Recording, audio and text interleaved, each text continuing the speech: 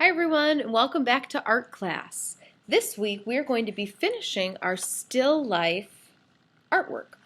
The first week we started still lifes. We learned about what a still life was, and we practiced setting up our own still life, and we practiced drawing what we see and looking for details. Last week we set up a new still life. We drew it, including as many details as we could, and we traced over our pencil lines with something to make them darker. So here's what I have from last week. This week we're going to be adding color to our still life. Now, if you have paints at home, that is what I would like you to use to add color to your still life, because it's good to get some practice painting. These are the paints that I have. It's okay if you have a different kind of paint. If you don't have paints at home, I'm also going to show you how you can use washable markers and water and a paintbrush to create a watercolor paint effect. If you don't have these washable markers, then it's okay if you color in your still life with something like colored pencils or crayons, or colored pens, colored permanent markers, whatever else you have. Coloring is fine too. So I'm going to show all of these things, but I'm starting with the paints in case that is what you have at home. So I'm going to lower you down here. Here is my still life painting. I like to put a piece of larger kind of scrap paper that I don't care about underneath of my painting. That way, as I'm going, I can paint all the way to the edges and I won't get it on my table. All right, a little more. So when I'm using these kind of paints, they start dry. So I need to make them wet by using water and a brush. I'm going to dip my brush in the water, and then I'm going to tap it on the color I want. I do that a few times till I see a puddle. Dip in the water, tap on the color. Dip, tap, dip, tap, dip, tap.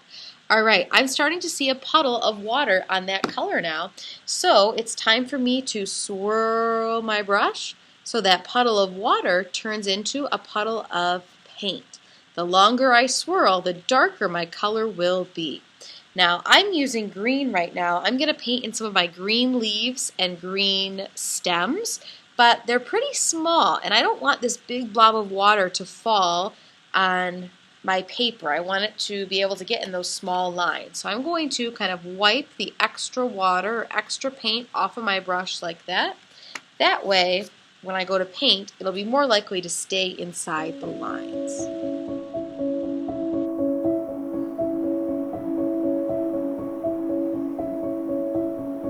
Alright, I might not want all of my leaves and stems to be the exact kind of green.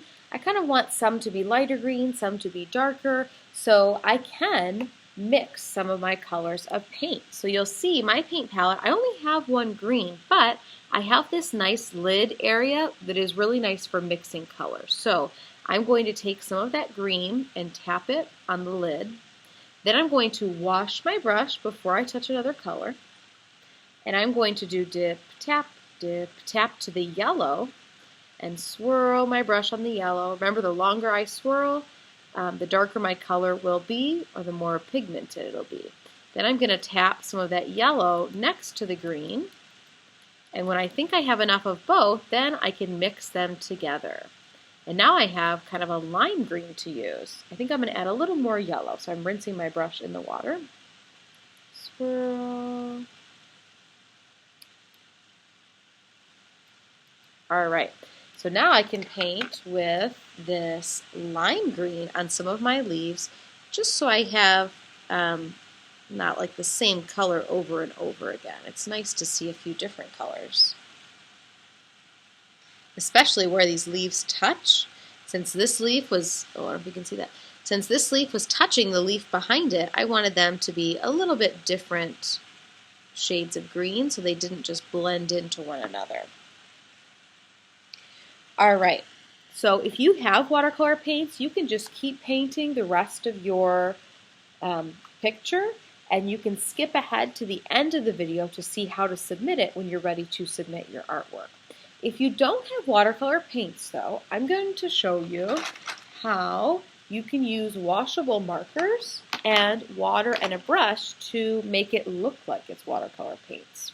So let's see, and I'm using a paintbrush to apply the water. If you don't have a paintbrush, but you have something like a Q-tip that has a soft top and it's easy to hold, you could use that instead of a paintbrush too. All right, I think I'll do some of my sunflowers here. So what I'm going to do, and there's a few different ways to do this. If I want this to be brown on my sunflower, I'm going to color it in with my washable marker. And notice I'm not coloring it in that neatly, and that's okay. There's some white spaces showing, but I can fix that after. Now what I'm doing is I'm getting my brush wet in the water. My water's a little bit green because I just painted with it.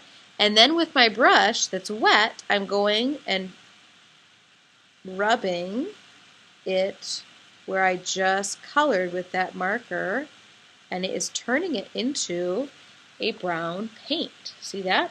I have some left on my brush, so I'll just go put it over here on this flower. When this dries, it really looks pretty much the same as that watercolor paint. I really like it. And I can do the same thing, with the petals. So I don't have a yellow marker, and I was looking at yellow flowers, but I'll just pretend that these petals were pink. So I'm coloring them in with some of this dark pink, and it's okay if I'm not coloring them in all the way because my brush with the water will help spread it out a little bit more. So see how I colored that with the pink? Just a little bit on every petal. Now with my brush, I'm getting it wet. I'm going to wipe off the extra water because I don't want it to drip too much. And then I'm rubbing my wet brush on top of that marker until it spreads out like paint.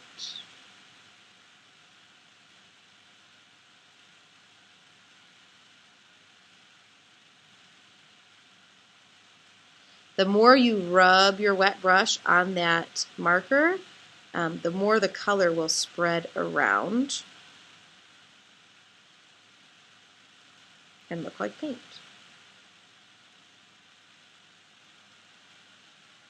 Like that. All right, then if you don't have washable markers, so you're not able to do that either, then it's okay if you just color things in with what you do have. So I'm going to color in my hat right now that I drew with colored pencils.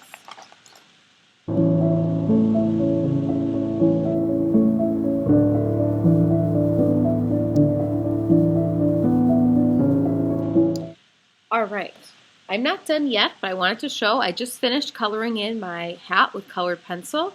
If you really take your time from far away, it could even look like paint too. I only used one colored pencil to color this, but some areas I pressed hard and some areas I pressed light, so I was able to show two different shades of brown with one pencil. I'm going to finish adding color to this now, and I'll show you when I'm done.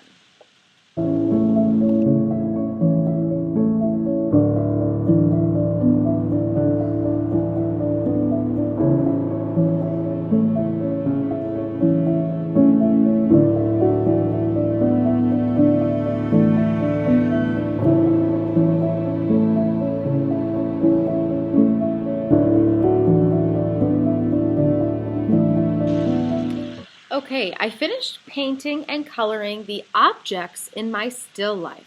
I used colored pencils for some things like the hat, the vase, and some of the crayons.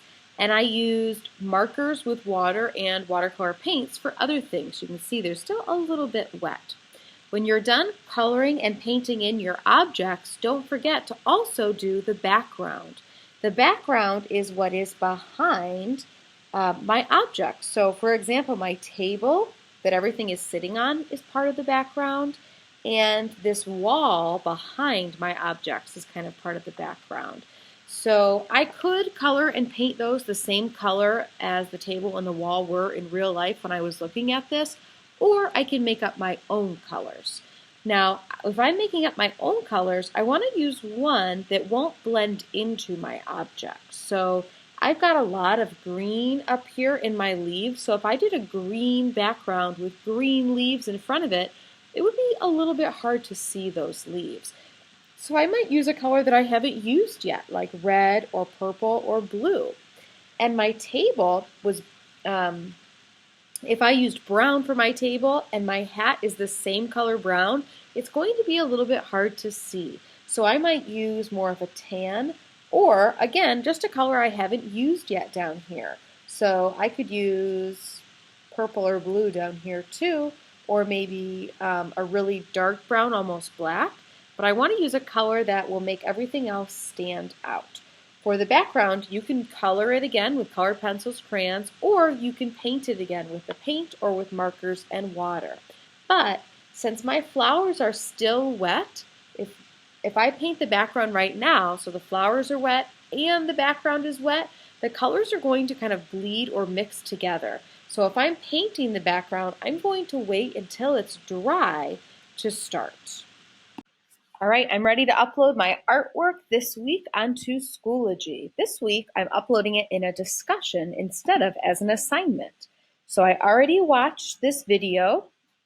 I read through the steps of what to do, and I looked at the grading rubric so I knew that I included everything I needed to. Now I'm going to click down here where it says write a comment. Then, if there's something I want to type, I can. You will need to type something. So you could type something like this. Here is my still life. Then I need to see a picture of it, right? So I can grade it, and because I love to see your artwork. So I have two choices.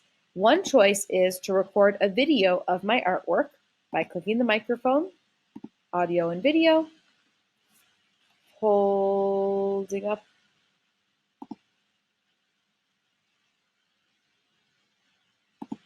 and then stop. There's my video where I can see the artwork. I hit insert recording, and then I know it'll be attached right there. Or if you already took a picture of your artwork, which I already did over here, I could click this button that says File,